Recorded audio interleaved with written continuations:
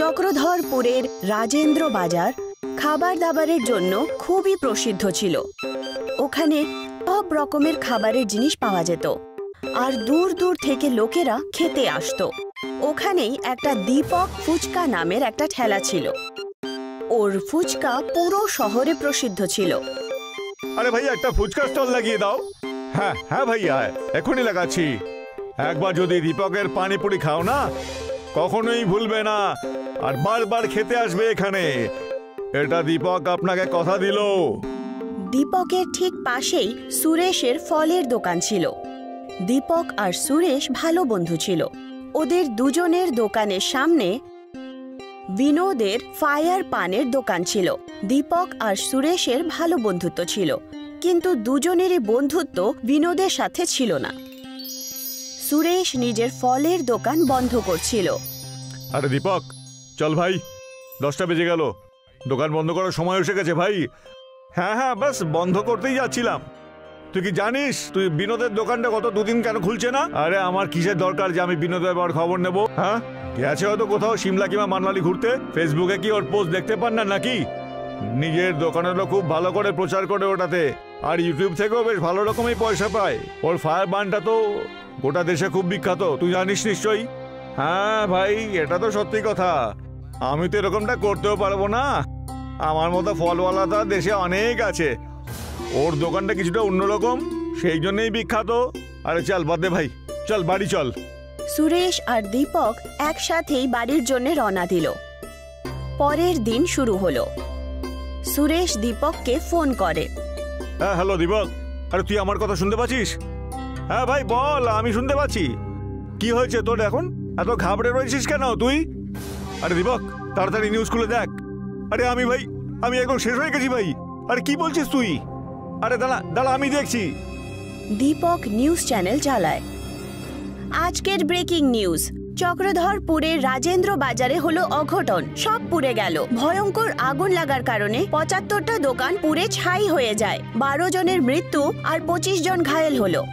Fire পান শপে short সার্কিটের কারণে হলো দুর্ঘটনা। ফায়ার পানের দোকানের মালিক বিনোদের দুর্ঘটনাতেই মৃত্যু হয়ে গেল। আশেপাশের দোকানও সব খারাপ হয়ে গেল। এই খবর শুনতেই দীপকের পায়ের নিচে থেকে মাটি সরে গেল। ও কিচ্ছু বুঝতেই পারছিল না। 2 মিনিটের জন্য ওর মাথা কাজ করা বন্ধ করে দিল। ও মাথা ধরে মাটিতেই বসে পড়ে। তক্ষুনি ওর দরজায় কেউ আসে। ও গিয়ে দরজা খুলে দেয়। তখন দেখতে পায় যে সুরেশ দাঁড়িয়েছিল। ওর চোখও লাল হয়ে গেছিল আর ও খুব কাঁদছিল। আরে সুরেশ, আরে এটা কি হলো না ভাই? আমি তো শেষ হয়ে গেলাম একদম। আরে বিনোদের ব্যাপারে আমি কালকে কত কিছু বলছিলাম, তারপরে শেষবারের মতো আমি ওকে দেখতেও পেলাম না। দীপক আর সুরেশ একে অপরকে আলিঙ্গন করে কাঁদতে শুরু করে। তারপর কিছুক্ষণ পর দুজনই শান্ত হয়ে পড়ে। আরে চল এখান থেকে, এখন কেঁদে আর কিছু হবে না। চল গিয়ে দোকানের অবস্থা একবার দেখে আসি। হ্যাঁ চল চল চল, এখন যা কিছু হয়ে গেছে তাকে পাল্টাতে পারবো না। সুরেশ আর দীপক একসাথে রাজেন্দ্র বাজারে যায়। ওখানে পৌঁছে ওরা অন্যান্য দোকানদারদের সাথেও দেখা করে, যাদের দোকানও পুড়ে গেছিল। আরে আমাদের আবার নতুন করে সব দোকান শুরু করতে হবে। আমরা যেই অবস্থার মধ্যে ছিলাম, আমাদের মাসখানেক লেগে যাবে। আরে ভগবান করুক যার সাথে এই দুর্ঘটনা ঘটেছে সে এবং তার পরিবার যেন সহ্য করার শক্তি পায়। ভগবান যেন ওনাকে শক্তি এবং বুদ্ধি দুটোই দেয়, যেন ও সাহস করতে পারে। দীপক আর সুরেশ নিজের দোকান আবার বানাতে শুরু করে দেয়। ওদের সামনেই পুড়ে জ্বলে যাওয়া বিনোদের দোকানও ছিল। বিনোদের পরিবাররা একবার তার দোকানটা দেখতে আসে আর ওর বউ খুব জোরে জোরে কাঁদছিল। এই সব দেখে দীপক আর সুরেশেরও খুব মন খারাপ হলো। ইয়ার, যখনই আমার চোখ বিনোদের এই জ্বলে যাওয়া দোকানটার উপর পড়ে আমার ওর কথা মনে পড়ে যায়। আমার খুব কষ্ট হয়। ওর ফায়ার পাইনের দোকান কত বিখ্যাত ছিল। ওই প্রথম ব্যক্তি ছিল যে এই ফায়ার পানটা শুরু করেছিল। ওর জন্য আমাদের কিছু করা উচিত। আরে কিন্তু আমরা ওর জন্য কি করতে পারি? দীপক আর সুরেশের দোকান আস্তে আস্তে আবার চলতে শুরু করলো। দীপক আর সুরেশ রোজ বিনোদের দোকানের সামনে যেত আর ওদের খুবই খারাপ লাগতো। তারপর একদিন দীপকের কাছে একটা আইডিয়া এলো। আরে ইয়ার সুরেশ, আমার কথাটা শোন। আমার একটা আইডিয়া এসেছে। আমরা বিনোদের এই ফায়ার পান থেকে পার হয়ে আমরা কি ফায়ার পানিপুরি বানাতে পারি না? এই ক্রেডিটটা বিনোদকেই দেব। এ থেকে লোক ওকে মনেও রাখবে, আর হতে পারে আমরাও বিখ্যাত হয়ে গেলাম। হ্যাঁ ইয়ার, তোর আইডিয়া কিন্তু ভালো, সম্পূর্ণ আলাদা। আমার মনে হয় এটা করা উচিত। তারপর দীপক আর সুরেশ মিলে ফায়ার পানিপুরির দোকান শুরু করে দেয়। তার মধ্যে একটা বড় পোস্টারও লাগিয়ে দেয়, যার মধ্যে বিনোদের ব্যাপারে লেখা ছিল, আর তাকে ট্রিবিউট দেওয়া হয়েছিল। তাতে লেখা ছিল যে কিভাবে সে বিনোদের কাছ থেকে ফায়ার ফুচকা বানানোর আইডিয়াটা পেল। তাতে বিনোদের ব্যাপারেও লেখা ছিল যে বিনোদ সবসময় কোনো না কোনো কিছু একটা নতুন করার চেষ্টা করত। ওরা পাশেই আরও একটা বোর্ড রেখেছিল, যাতে লোকেরা নিজেদের রিভিউ লিখতে পারত। দেখতে দেখতেই যুবকদের মধ্যে এই ফায়ার ফুচকা খুব ফেমাস হয়ে যায়। আরে দেখেছিস তুই, আমি বলেছিলাম না তোর এই আইডিয়াটা দারুণ সাকসেসফুল হবে? আমি আগে থেকেই জানতাম। কিন্তু বিনোদের কত ভালো লাগতো তাহলে, যে ওর কতগুলো বন্ধু ছিল, লোকে ওর সম্বন্ধে কত মিষ্টি মিষ্টি কথা আমাদের রিভিউ বোর্ডের উপর লিখে যেতে থাকতো। যদি ও এসব কিছু দেখতে পেত তাহলে কত খুশি হতো। আরে হ্যাঁ রে यार, এই কথাটা একদম সত্যি। ও তো সত্যি করে খুব। আমাদেরও মনে হয় যে আমাদের একটা ইউটিউব চ্যানেল বানানো উচিত, যাতে আমাদেরও পরিচয় অনেক দূর পর্যন্ত হতে পারে। হ্যাঁ, এই ব্যাপারটা নিয়ে কিন্তু আমাদের একদমই আর দেরি করা উচিত নয়। তারপর সুরেশ আর দীপক ফায়ার ফুচকার নাম থেকে একটা ইউটিউব চ্যানেল বানিয়ে দেয়। ওরা ওখানে ফায়ার ফুচকার রেসিপি আর ফায়ার ফুচকা কিভাবে খাওয়া হয় সেটাও শেয়ার করে। তার মধ্যে অনেকগুলো ভিউ চলে আসে, আর দেখতে দেখতেই তার সাবস্ক্রাইবারও অনেক বেড়ে যায়। এতে যাই রোজগার হতো সেই রোজগার তারা একে অপরকে দিয়ে দিত, আর তারপর দুজনই ফেমাস হয়ে ওঠে।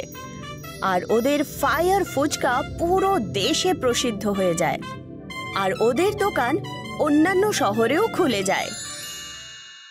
আমি বলেছিলাম না, আমাদের ফুচকার ব্যবসা খুবই ভালো চলবে, তুমি দেখে নিও। হ্যাঁ সুমন, আজ তোমার জন্যই আমার সংসার থেকে অভাব দূর হয়েছে, নাহলে কি জানি আমার যে কি হতো। কাহিনীটি সেই সময়ের, যখন সোনু আর সুমন নামের একজন দম্পতি রামনগরের একটা বাড়িতে থাকত। সোনু ফ্যাক্টরিতে কাজ করত, আর সুমন সকাল সকাল তাকে লাঞ্চ প্যাক করে দিয়ে দিত। সোনু খুব পরিশ্রমী ছিল। আরে তুই এত পরিশ্রম কেন করছিস? তুই তো এই কোম্পানিটাকে একদম নিজের মনে করে নিয়েছিস। আরে বৌদি এত সুন্দর রান্না করে পাঠিয়েছে, আর তুই ওটা না খেয়েই কাজ করে যাচ্ছিস। আরে তাড়াতাড়ি খোল, আমার খিদে পেয়েছে। আর আমাকে বল যে তুই কি নিয়ে এসেছিস। কি রে, আমার থেকে বেশি তাড়াতাড়ি তোর খিদে পেয়ে যায় কেন রে? সবে তো লাঞ্চ টাইম হলো, একটু দাঁড়া না। আরে লাঞ্চ করার হলে তাড়াতাড়ি করে নি আমরা। আর আমার জন্য টিফিনটা খুলতো তুই। আমি বৌদির রান্না করা খাবার খেতে চাই, ব্যাস। আরে তুই একটু থাম, আগে হাত মুখটা তো আমি ধুয়ে আসি নাকি। সোনু আর আকাশ হাত মুখ ধুয়ে খাবার খেতে শুরু করে দিল। তারা প্রতিদিন নিজেদের লাঞ্চ মিলেমিশে খেত। তারপর ওরা দুজন কাজ করতে শুরু করলো। বিকেলে যখন তাদের ছুটি হলো, তখন আকাশ সোনুকে বলল, আচ্ছা শোন সোনু, আজকে তোর দিনটা কেমন কাটলো রে? ওই একই রকম কাটলো আর কি, আলাদা করে আর নতুন কি হবে? আলাদা করে কি হবে সেটা আমি তোকে বলছি। কি হয়েছে বলতো, তোকে এরকম চিন্তিত দেখাচ্ছে কেন? আচ্ছা শোন, যখন লাঞ্চ টাইমের পরে আমি বসের কেবিনের দিকে গেলাম, তখন আমি শুনলাম যে... আরে কি এমন শুনলি তুই? নিশ্চয়ই বস তোকে নিয়ে খারাপ কথা বলছিল, সেই জন্যই তুই চিন্তিত হচ্ছিলি। আরে এইসব তো চলতেই থাকে, কিন্তু আমি বসের মুখে এটা শুনতে পেলাম যে কোম্পানি নাকি একদম লোকসান হচ্ছে, তাই ফ্যাক্টরিতে যত ওয়ার্কার্স রয়েছে সবাইকে বের করে দেবে। আর এটা নাকি কাল থেকেই ওরা শুরু করে দেবে। সে কি রে, কি বলিস? যদি এরকম হয় তাহলে আমরা কোথায় যাব? এটা হতে পারে না ভাই, আমাদের পেট তো এই ফ্যাক্টরি থেকেই চলে। আর এই কাজ ছাড়া আমরা কোনো কাজও জানি না। যবে থেকে কাজ করা শিখেছি এই ফ্যাক্টরিতেই কাজ করেছি। হ্যাঁ রে, এই চিন্তাই তো আমাকে একেবারে খেয়ে ফেলছে। এখন যে কি করি কিছুই বুঝতে পারছি না। আকাশ আর সোনু সেই চিন্তাতেই হাঁটছিল। সোনু আকাশকে নিজের বাড়িতে কিছুক্ষণের জন্য নিয়ে এলো। তখনই ওখানে আকাশের স্ত্রী পূজাও চলে এলো। এ কি পূজা, তুমি এখানে কি করছো? তুমি আসতে পারো তাই না, আমি আসতে পারি না? সুমন বৌদি আমাকে ডেকেছে, বলছিল যে ফুচকা বানাচ্ছি, খেতে চলে এসো। ভালো হলো যে তুমিও চলে এলে, এখন তোমাদের দুজনের জন্য ফুচকা নিয়ে আসছি। পূজা আর সুমন আকাশ আর সোনুর জন্য ফুচকা নিয়ে আসে। সুমন খুবই সুস্বাদু ফুচকা বানাতো। ওর ফুচকা আকাশ আর সোনু খুব পছন্দ ছিল। সোনু প্রায় সময়ই তার হাতের ফুচকা খেতে এখানে আসতো। আরে বৌদি, রান্না তো তুমি দারুণ করো, আর ফুচকাগুলো তো তুমি তার চেয়েও ভালো বানাতে পারো। এই ফুচকাগুলোর মধ্যে সত্যি একদম জাদু রয়েছে, যতই খাই না কেন কম মনে হয়। একদম সত্যি বলছো, তোমার হাতে সত্যিই জাদু রয়েছে। তুমি যে ফুচকাগুলো তৈরি করো সেগুলো সাইজে এতই বড় হয় যে একটা খেলেই জমে যায় একেবারে। তোমার হাতের ফুচকা খেয়ে আমাদের সব চিন্তা দূর হয়ে যায়। চিন্তা? কিরকম চিন্তা? কোন চিন্তার কথা বলছো তুমি? সবকিছু ঠিক আছে তো? কি রে সোনু, তুই বৌদিকে বিরক্ত করছিস কেন? তুই থাম না একটু। না, আমিও জানি তোমাদের দুজনের চিন্তাটা আসলে কি। আজকে এমনিতেও তোমাদের দুজনকে চুপচাপ লাগছে, ফ্যাক্টরি থেকে আসার পরের থেকেই।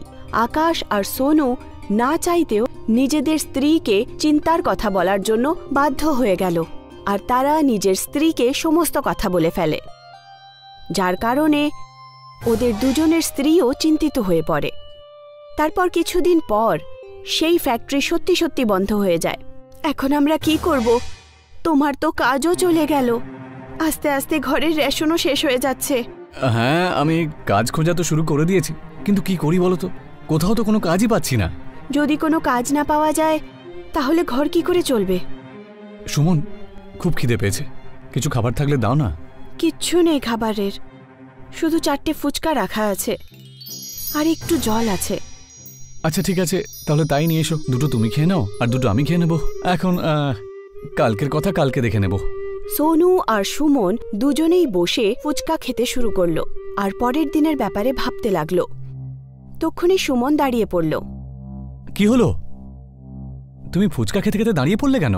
যদি তোমার ঠিক মনে হয় তাহলে আমার মাথায় একটা বুদ্ধি এসেছে। সেটা কি? তোমাদের এরকম মনে হয় না যে আমি ফুচকা ভালোই বানাই? তাহলে আমি ফুচকার ব্যবসা কেন শুরু করি না? আমি বাজারে বিক্রি করতে পারি। বাহ, তুমি একদম ঠিকই বলেছ। ফুচকা তো এমন একটা জিনিস যে সবাই এটা খেতে ভালোবাসে, কিন্তু এর জন্য আমরা টাকা কোথায় পাবো? তুমি চিন্তা কেন করছো? তুমি আমার জন্য কানের দুল বানিয়েছিলে না, সেটা কোন দিন কাজে লাগবে? না না না না, তোমার গয়না আমি বিক্রি করতে পারি না। গয়না খারাপ সময়ই কাজে আসে। খাবার জন্য যখন রেশনই বেঁচে নেই, তখন এই কানের দুল নিয়ে আমি কি করব? সুমন আর সোনু কানের দুল বিক্রি করে ফুচকা বানানোর জিনিস কিনে নিল, আর সুমন নিজের হাতে সুস্বাদু ফুচকা বানানো তৈরি করে দেয়। সোনু আর সুমন ফুচকা বিক্রি করার জন্য বাজারে চলে যায়। ফুচকা ফুচকা ফুচকা, ঝাল টক ফুচকা, ঝাল টক ফুচকা, ফুচকা ফুচকা ফুচকা, একবার খেলে বারবার খেতে ইচ্ছে করবে। ফুচকা ফুচকা ফুচকা, একবার খেলেই খেতে ইচ্ছে করবে আবার। বাজারে অন্য আরো ফুচকার দোকান থাকার কারণে তাদের দোকানে কেউই ফুচকা খেতে আসছিল না, যার কারণে 3 দিন পর্যন্ত তাদের ফুচকা বিক্রি হলো না।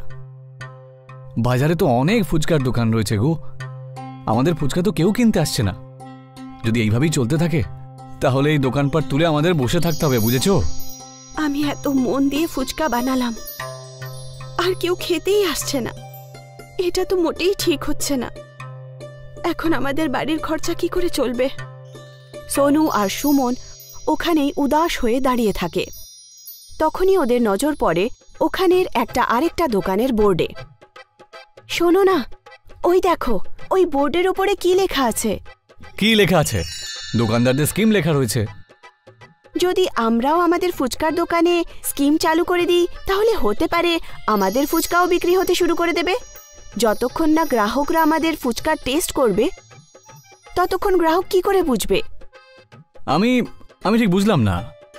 সুমন সোনুকে সমস্ত কথা বলে, আর সোনু দোকান থেকে কিছু সামগ্রী আরও কিনে নেয় আর সুমনকে দিয়ে দেয়। সুমন একটা ফুচকাকে বাহুবলী ফুচকার মতো আকার দিয়ে দিল। আরে, এটা তো তুমি সত্যি একটা বাহুবলী ফুচকা বানিয়ে ফেলেছো। এবার নিশ্চয়ই সবাই এই ফুচকার লোভে আমাদের দোকানেই আসবে, দেখে নিও। এই বাহুবলী ফুচকার সাথে আমি একটা শর্তও রেখেছি, কেউ যদি এই ফুচকাটাকে খায় তাহলে সে 100 টাকা পুরস্কার পাবে। সোনু জোরে জোরে নিজের স্কিম সবাইকে বলছিল, যার কারণে বাহুবলী ফুচকাকে দেখার জন্য ওখানে ভিড় একত্রিত হলো। এই যে দাদারা শোনো, যেই বাহুবলী ফুচকাটা খাবে তাকে 100 টাকার পুরস্কার দেওয়া হবে। এই প্রতিযোগিতায় যারা যারা অংশ নিতে চাও তারা এই দিকে চলে এসো। এই বাহুবলী ফুচকা যে খাবে তাকে বাহুবলী বলা হবে, বুঝেছো? সোনুর এই স্কিম শোনার পর ওখানে ভিড় জমা হয় আর দুজন প্রতিযোগী নিজেদের মধ্যে ফুচকা খাওয়ার প্রতিযোগিতা করল, কিন্তু ওরা হেরে যায়। ওদেরকে দেখে ওই বাহুবলী ফুচকা খাওয়ার জন্য অন্য অনেক লোকও জমা হয়ে যায়। এই যে দাদা, তোমার এখানকার ফুচকা তো দারুণ খেতে। যদিও এই প্রতিযোগিতা আমি জিততে পারলাম না, কিন্তু তোমার এই বাহুবলী ফুচকা খেতে সত্যি একেবারে অসাধারণ। হ্যাঁ ঠিক বলেছিস, এই সাধারণ ফুচকা খেতে খেতে আমরা একেবারে বোর হয়ে গেছিলাম। এখন এই বাহুবলী ফুচকা যখন বাজারে এসেছে তা দেখে তো আমাদের মুখে একেবারে জল আসছে রে। আরে ভাই, তুই একবার খেয়ে দেখ, বাজারে সবচেয়ে ভালো ফুচকা হলো এখানেই পাওয়া যায়। একবার খেলে পরে তোমাকে বারবার আসতে বাধ্য হতে হবে। সে কি দাদা, এই ফুচকা কি সত্যিই খেতে এত ভালো নাকি? আরে যদি আমার কথায় বিশ্বাস না হয় তাহলে একবার খেয়েই দেখো না। একবার জিততে পারলে 100 টাকা পাবে। ওখানকার সব লোকেরাই বাহুবলী ফুচকাকে নিয়ে কথা বলছিল আর বাজারের সমস্ত গ্রাহক সুমনের দোকানে ফুচকা খাওয়ার জন্য চলে আসে। ওদের দোকান এখন বাহুবলী ফুচকার নামে প্রসিদ্ধ হয়ে গেল। সেই বাজারেই একজন নথ্থু নামের পালোয়ান থাকত, যে সবার ফুচকা ফ্রিতে খেত। সে সুমনের দোকানেও ফুচকা খেতে চলে আসে। আরে ও না না, দোকানটা তো খোলাই রয়েছে। নেই, তাড়াতাড়ি এবার আমাকে 5 প্লেট ফুচকা বানিয়ে দে তো। হ্যাঁ, ফুচকা তো আমি অবশ্যই বানিয়ে দেব, কিন্তু আমাদের এখানকার বাহুবলী ফুচকা খেয়ে একবার বলুন। যদি আপনি এই বাহুবলী ফুচকা খেয়ে ফেলেন তাহলে আমি আপনাকে সারা বছর ফ্রিতে ফুচকা খাওয়াবো। আচ্ছা, শুধু এই ব্যাপার? তাহলে তুই একটা কাজ কর তো, এই শর্তে আরো একটা জিনিস যোগ করে দে। একটা নয়, আমি 5টা বাহুবলী ফুচকা খেয়ে দেখাবো, 5টা। যদি আপনি এই ফুচকা খেতে না পারেন তাহলে কিন্তু এই ফ্রিতে খাওয়ার অভ্যেস আপনাকে ছাড়তে হবে। ঠিক আছে, আমি তাতে রাজি। নথ্থু পালোয়ানের সামনে 5টা বাহুবলী ফুচকা রেখে দেওয়া হলো আর নথ্থু বাহুবলী ফুচকা খেতে শুরু করে দেয়, কিন্তু সেও এই প্রতিযোগিতায় হেরে যায় আর সে নিজের শর্ত অনুসারে ফ্রিতে ফুচকা খাওয়া ছেড়ে দেয়। সব লোকেরা সোনুকে অনেক অনেক ধন্যবাদ জানায় আর তার এই চেষ্টার জন্য বাহবা দেয়।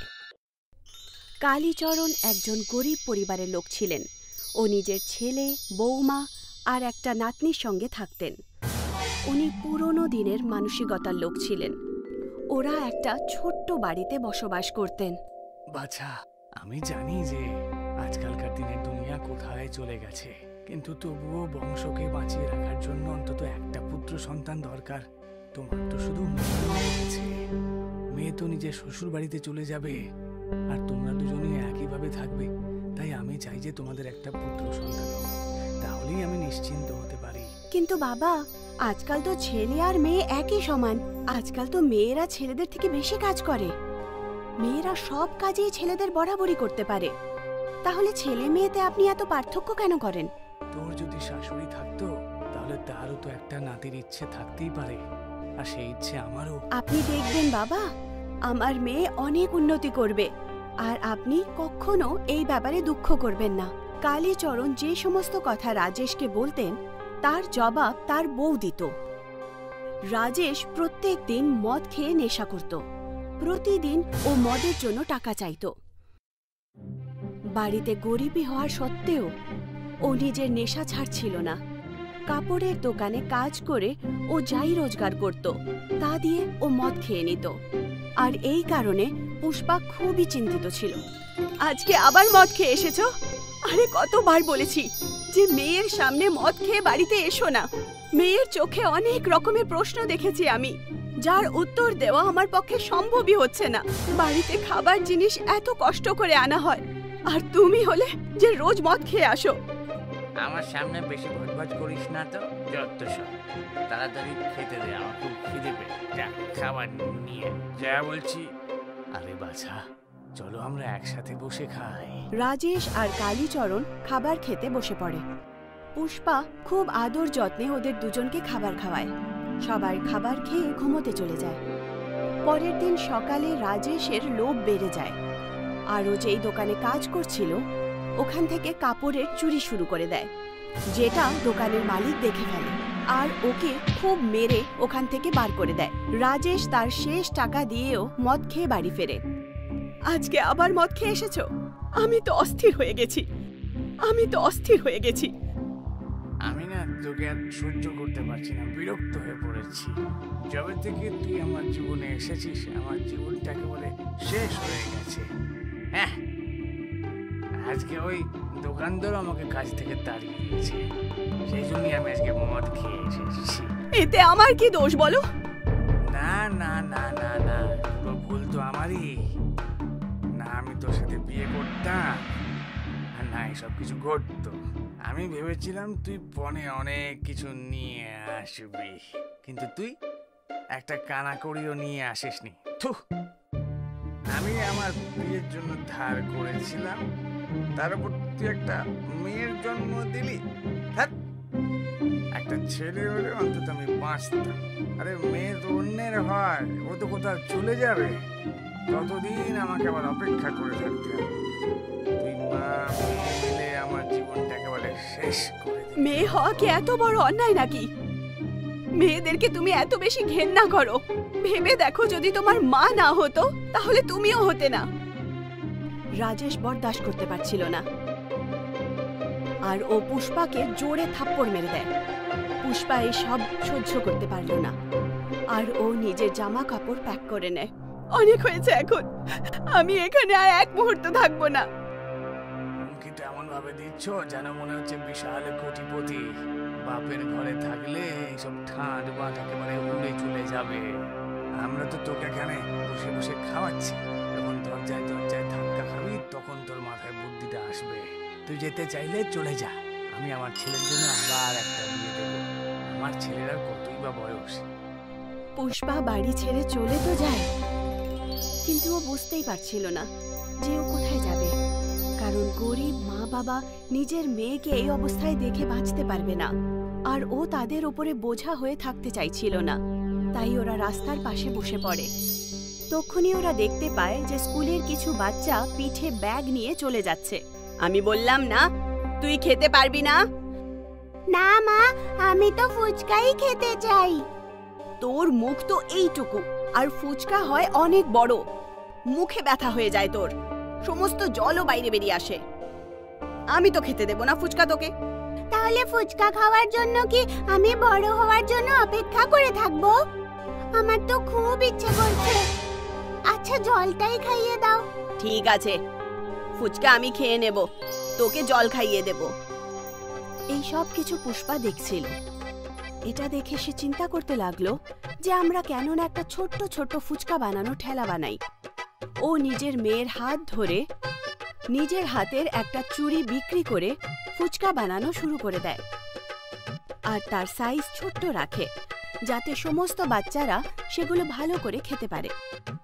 সবাই বড়দের খাবার দাবারের ব্যাপারে ভাবে, ছোট্ট বাচ্চাদের কথা কেউ ভাবে না। আমি তো এই বাচ্চাদের ব্যাপারে ভাবতেই পারি। বাচ্চাদের জন্য আমি ছোট্ট ছোট্ট ফুচকা বানিয়ে এনেছি। বাচ্চারা এটা খেয়ে নিশ্চয়ই খুশি হবে। চলো ওদের খাওয়াই। ফুচকা নিয়ে নাও, মিনি পানিপুরি, ছোট্ট ছোট্ট ফুচকা খেয়ে যাও। ওর ছোট্ট ছোট্ট ফুচকা দেখে ছোট বাচ্চাদের মনে লোভ চলে আসে। প্রথম দিন তো কম বাচ্চারাই ফুচকা খেতে এলো, কিন্তু তার ফুচকার টেস্ট খুব ভালো ছিল, যার কারণে স্কুলের বাইরে ফুচকার ঠেলার সামনে বাচ্চাদের লাইন লেগে যায়। বাচ্চাদের ফুচকা খাইয়ে পুষ্পা খুব খুশি হয়। শুনুন দিদি, আপনি এই মিনি পানিপুরির ঠেলা লাগিয়ে খুব ভালো কাজ করেছেন। বাচ্চারা তো ছোট্ট ফুচকা কোথাও পেত না। সবার আকার খুব বড় হয়, যার কারণে ছোট বাচ্চারা ফুচকা খেতেই পারত না। কিন্তু আপনি বাচ্চাদের হিসেবে ছোট ছোট ফুচকা বানিয়ে বাচ্চাদেরকে খুব খুশি করেছেন। এটা খুব ভালো কাজ করেছেন। তুমি কখনো এই মিনি পানিপুরির জল খেয়ে দেখেছো? জল খেয়ে দেখো, তুমিও এই মিনি পানিপুরির ফ্যান হয়ে যাবে। আমার বাচ্চারা তো রোজ এই ছোট্ট ফুচকা খেতে আসে, আর ওদের সাথে সাথে আমিও খেয়ে নিই। ইনি তো আমার ফেভারিট পানিপুরিওয়ালি হয়ে গেছে। এটা ছাড়া তো আমাদের খাবারই হজম হয় না। কেন না, সব লোকেদেরই এই ছোট্ট ফুচকা খাওয়ার জন্য মনে লোভ জাগবে। এরকম মনে হয় শুধু খেতেই থাকি খেতেই থাকি। এই ছোট্ট ফুচকা তো আমি বাচ্চাদের জন্য বানিয়েছিলাম, কিন্তু আপনাদেরও এটা ভালো লাগলো? এটা তো আমার সৌভাগ্য। মশলা তো আমি খুবই সিম্পল রেখেছি, যাতে বাচ্চারা ভালো করে খেতে পারে। সব পুষ্পার ছোট্ট ফুচকা খুব মন ভরে খেত। তার মিনি পানিপুরি শহরে খুব প্রসিদ্ধ হয়ে ওঠে। ও খুব কম দামে ছোট্ট ফুচকা বিক্রি করত, যার কারণে তার গ্রাহক আরো বেশি বাড়তে শুরু করলো। আর ও তার নিজের রোজগার দিয়ে একটা নতুন ঘর কিনলো, আর যেখানে ও ঠেলা লাগাতো ওখানে একটা দোকান তৈরি করলো, আর নিজের মেয়ের সাথে হাসি খুশি জীবন কাটাতে লাগলো।